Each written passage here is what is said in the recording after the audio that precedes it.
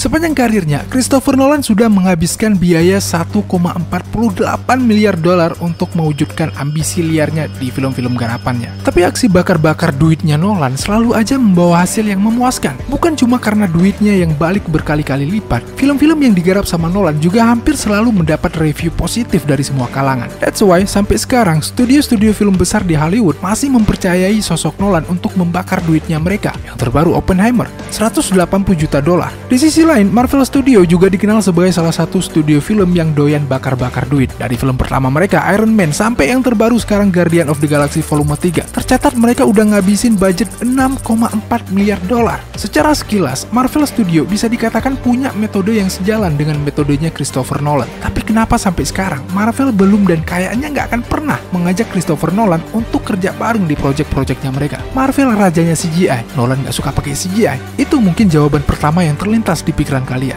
Tapi percaya atau tidak, jawaban tepat atas pertanyaan ini sebenarnya udah dipecah sama Nolan menjadi puzzle yang udah disebar di seluruh film-filmnya.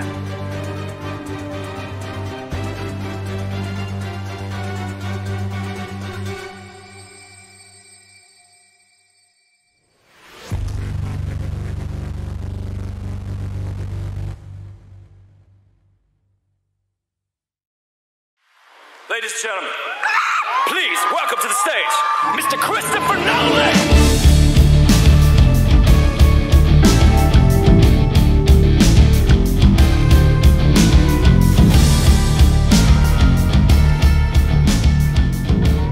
Sebelum Christopher Nolan diberi gelar CBE sama kerajaan Inggris atas kontribusi luar biasanya untuk dunia perfilman, sebelum majalah Time memasukkan Nolan sebagai salah satu orang paling berpengaruh di dunia, bahkan sebelum Nolan menjadi sutradara film terbaik versi IMDb, dulunya dia cuma anak biasa yang suka film science fiksi seperti Star Wars layaknya anak-anak lain seusianya. Bedanya, ketika anak-anak seusianya cuma menonton film-film science fiksi tersebut, Nolan malah tertarik untuk membuat versinya sendiri. Di usia 7 tahun, ketika kita mungkin masih sibuk nyuri mangga tetangga, Christopher Nolan udah mulai membuat film stop motion menggunakan action figure yang dimilikinya. Usia 19 tahun, ketika kita masih ngidupin air di kamar mandi untuk menyamarkan aktivitas menyedihkan kita di dalam, Nolan udah mulai menggarap film pendek pertamanya, Tarantella. Film ini sukses terwujud karena Nolan mengambil jurusan sastra Inggris di Universitas London. Dengan berkuliah sastra Inggris, dia mengerti cara menulis naskah yang baik. Dengan masuk Universitas London, dia berkesempatan untuk bergabung dengan salah satu klub filmmaker pemula terbesar di Inggris. Kesuksesan film pendek pertamanya mengantarkan kedua film pendek berikutnya, Larceny dan Doodlebug. Setelah sukses menggarap 3 film pendek, sudah saatnya bagi Nolan untuk mencoba hal baru, menggarap film panjang. Sialnya, kebanyakan segmen film-film panjang itu sudah dikuasai sama sutradara-sutradara kelas dunia. Gimana caranya sutradara pemula yang belum punya nama seperti Nolan untuk tetap bisa bersaing dengan sutradara senior yang udah terkenal? Jawabannya ada di film panjang pertama garapan Nolan berjudul Following yang dirilis tahun 98. Film ini cuma digarap dengan modal 6.000 dolar. Dengan biaya sekecil itu, Nolan cuma mampu membayar aktor murah dan mengajak teman-temannya untuk membintangi film ini. Bahkan syutingnya pun cuma bisa dilakukan di hari Sabtu dan Minggu, karena semua yang terlibat di film ini punya pekerjaan tetap di hari-hari weekday. Menariknya, keterbatasan dana inilah yang justru merangsang Nolan untuk memutar otak, berpikir keras, dan mencoba berfokus pada hal-hal yang tidak membutuhkan uang. Salah satunya, plot cerita. Ketika film-film lain menggunakan plot cerita yang linier, di film ini Nolan malah mengobrak-abrik plot ceritanya menjadi non-linier yang membuat film ini mengalami 30 kali lompatan waktu sejak detik pertamanya hingga menit terakhir. Nolan sukses mengubah modal 6.000 dolar menjadi keuntungan 240.000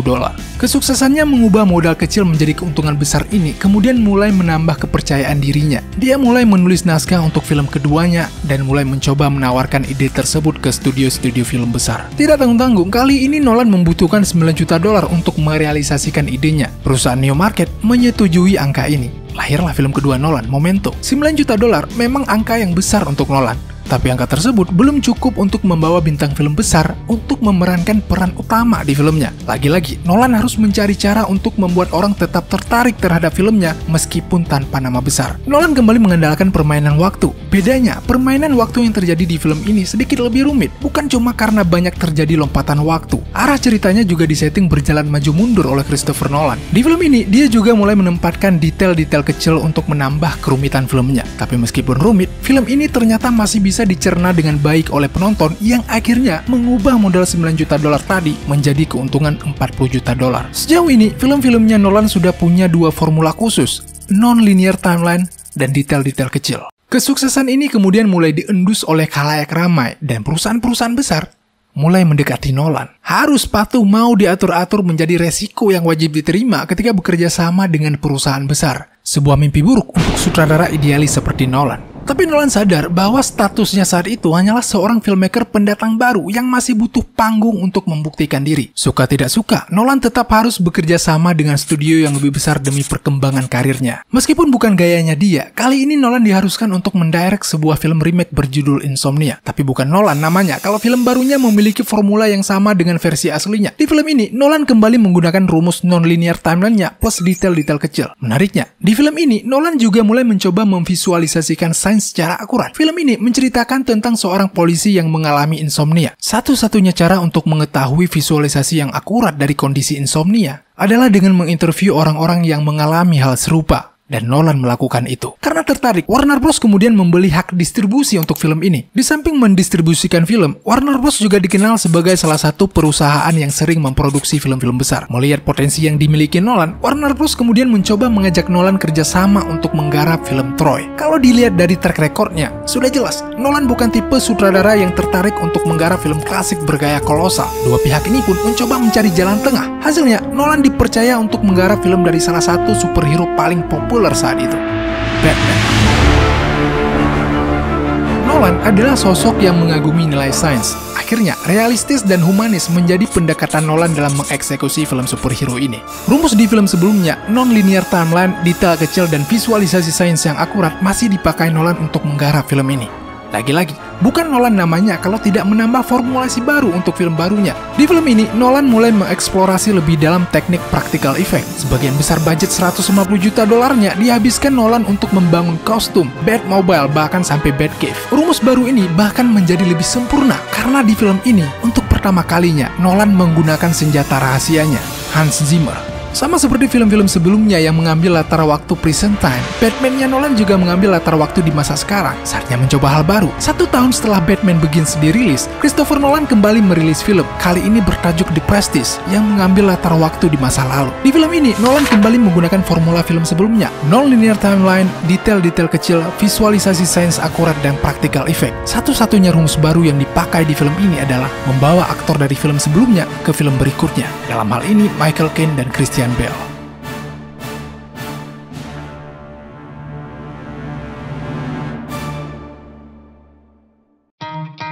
Rumus ini kemudian kembali dipakai untuk menggarap film The Dark Knight.